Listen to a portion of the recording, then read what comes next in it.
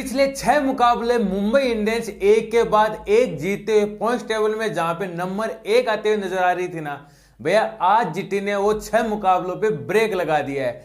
GT point table में भैया number 1 पे आ गए। जीटी के पॉइंट हो गए 16। मुंबई इंडियंस को रेगुलर 6 जीत के बाद आज हार का सामना करना पड़ा है। शानदार कप्तानी भरी पारी खेली है शुभम गिल ने, लेकिन जितनी तारीफ की जाए गेंदबाजों की, चाहे आपके जेराड कोटसे हो, साई किशोर हो, राशिद खान हो, मोहम्मद शमी हो, चाहे आपके प्रसिद्ध कृष्ण हो, जितने 5-6 गेंदबाज थे सारों ने मिलजुल कर मुंबई इंडियंस की पारी, जो लग रहा था कि 200 प्लस बना सकते हैं, वो पारी भैया 150 रन तक सीमित कर दी। तो लाजवाब मुकाबला हुआ है। और अब जहां पे टूर्नामेंट अंतिम फेज में है, टीमों के 3-3 मुकाबले बचे हुए हैं, कौन सी टीम टॉप 4 के अंदर क्वालिफाई करेंगे, क्योंकि 6 टीमों के अंदर दौड़ है। 4 टीमें तो बाहर हो गई हैं, हैदराबाद, चेन्नई, राजस्थान और आपकी केकेआर, ये तो टीमें बाहर हो गई हैं। 6 टीमों के बीच दौड़ किस किस के पास है? लखनऊ है, डीसी है। डीसी के लिए सबसे ज्यादा जरूरी बात यह होगी कि डीसी कल का मैच उनका जो मैच हारने वाली थी हैदराबाद के सामने, वो उनको 1 पॉइंट फायदेमंद दे गया।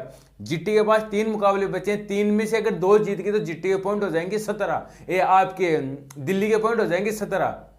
जीटी के 16 पॉइंट हो गए। जीटी ने 99.99% क्वालिफाई कर लिया। अगर एक मैच और जीत लेते हैं तो टॉप 2 के अंदर रहेंगे वो, और उनके पास अभी भी 3 मुकाबले बचे हुए हैं। तो जीटी ने लाजवाब प्रदर्शन किया है। और वो भैया आशीष नारा, यार क्या बंदा कोचिंग करता है, लाजवाब। इनकी 2 टॉप 3 बल्लेबाज हैं, साई सुदर्शन, शुभम गिल, बटलर, ये तीनों ही मैच समाप्त कर देते हैं। और जो इनकी गेंदबाजी है जीटी की, वो लाजवाब। इस मुकाबले में क्या हुआ है वो आपको मैं बता देता हूं। शुभम गिल ने टॉस जीता और कहा भैया हम पहले करेंगे गेंदबाजी। मुंबई इंडियंस के ऊपर 155 रन 8 विकेट के ऊपर समाप्त हो गई। रियान रिकल्टन पिछले 2 मुकाबलों में 8 तक लगा के आ रही थी, आज 2 रन बनाए। मोहम्मद सिराज ने पहले ओवर में आउट कर दिया। रोहित शर्मा वो भी 3 अर्शद तक लगा के आ रहे थे, लेकिन आज 7 ही रन बनाए 8 गेंदों के अंदर। इन्होंने अर्शद खान ने आउट किया।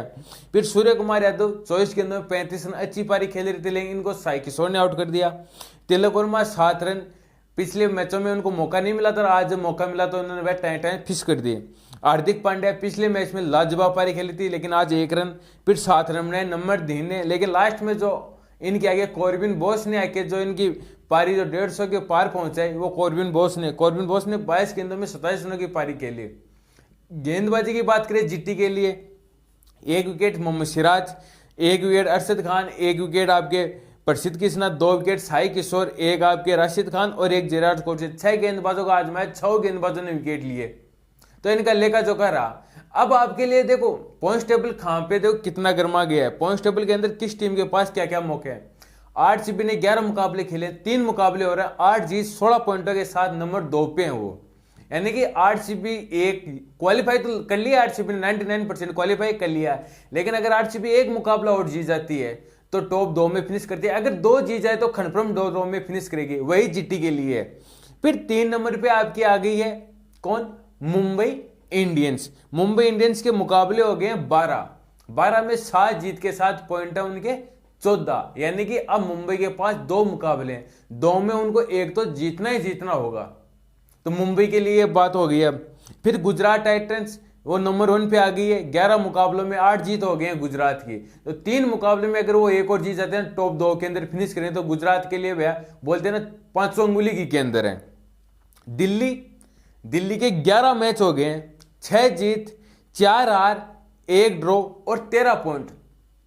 3 मुकाबले हैं, अगर तीनों जीत जाएंगे जीटी वाले तो भैया सब कुछ उनके बल्ले बल्ले है भाई, 19 पॉइंट हो जाएंगे उनके। अगर तीनों मुकाबले जीत जाएंगे तो 19 पॉइंट हो जाएंगे। अगर 2 मुकाबले जीतते हैं तो 17 पॉइंट हो जाएंगे। तो 17 पे वो भी कंफर्म क्वालिफाई कर जाएंगे। तो डीसी को 2 मैच तो जीतने हैं। फिर अगर हम बात करते हैं कोलकाता, जिनका मैच कल है चेन्नई के साथ, चेन्नई तो वैसे ही बाहर हो गई है। कोलकाता ने 11 मुकाबले खेले, 5 जीत 5 हार और 1 हुआ था उनका रद्द, जो आपका पंजाब के सामने हुआ था, बारिश के कारण रद्द हो गया था, 1 पॉइंट मिला था।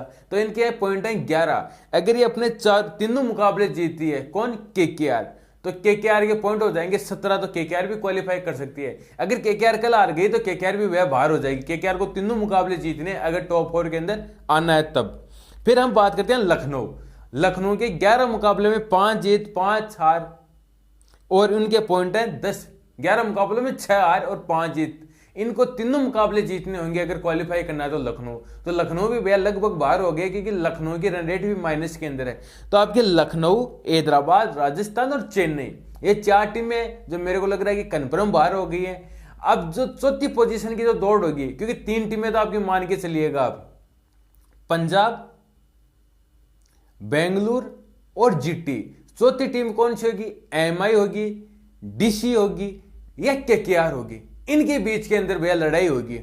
तो ये पॉइंट टेबल था इनका। अब कल के मैच की अगर हम बात करें तो कल का मैच होगा Chennai versus KKR, Eden garden में खेला जाएगा। पिछला मुकाबला इनका इस सीरीज में हुआ था आईपीएल के अंदर 2025 के अंदर, जहां पे केकेआर चेन्नई के घर में घुस के 8 विकेट से चेन्नई को हराया था। चेन्नई की पारी 102 रनों पे समाप्त कर दी थी केकेआर ने। तो चेन्नई के पास उस हार का बदला लेने का भी मौका है, और चेन्नई अपने नए नए लड़कियों को मौका मिल रहा है। क्या पता कि कल उर्वल पटेल को भी मौका मिल जाए। वो उर्वल पटेल जो भारत की तरफ से सबसे तेज शतक लगा चुके हैं T20 में 28 गेंदों के अंदर। उर्वल पटेल को भैया वंश बेदी की जगह टीम के अंदर शामिल किया, क्योंकि वंश बेदी चोट के कारण बाहर हो गए, तो रिप्लेसमेंट आपके उर्वल पटेल आ गए हैं। तो क्या पता उर्वल पटेल को 3 मौके देके विकेट कीपर बल्लेबाज हैं, तो धोनी का रिप्लेसमेंट भी उनको मिल सकता है। ओपनिंग है उनके आप आयुष मात्रे की जगह, आयुष मात्रे के साथ उर्वल पटेल को ओपनिंग करा सकते हैं, शेख रशीद को बाहर करके। तो ये भी हो सकता है। तो कल का मैच शानदार होगा भाई, कल का मैच शानदार। जैसे आज का मैच था, दोनों टीमें जो भी जीतेगी वो टॉप पे आ जाएगी, और वो फाइनल के लिए क्वालिफाई कर सकती है टॉप 4 के अंदर। तो वो जीटी ने आज काम कर दिया। तो आप देखते हैं कि कल चेन्नई क्या भैया केकेआर के अपनी ट्रेन के अंदर लोड कर सकते हैं केकेआर को, तो ये देखना होगा। तो आज का मुकाबला जीटी के नाम। इस सीजन एमआई और जीटी के 2 मुकाबले हैं, जीटी ने दोनों मुकाबलों में एमआई को ठोकाया भैया। तो जीटी की जितनी तारीफ की जाए, शुभम गिल की कप्तानी की तारीफ की जाए, बल्लेबाजी की तारीफ की जाए, उतनी कम है।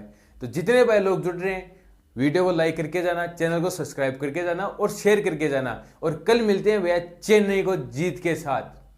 कल चेन्नई की जीत केकेआर की विदाई के साथ मिलते हैं आप लोगों के साथ। जितने भाई लोग हैं स्पोर्ट्स विद देसी छोरे को भाई सब्सक्राइब करके और बेल आइकन बजा के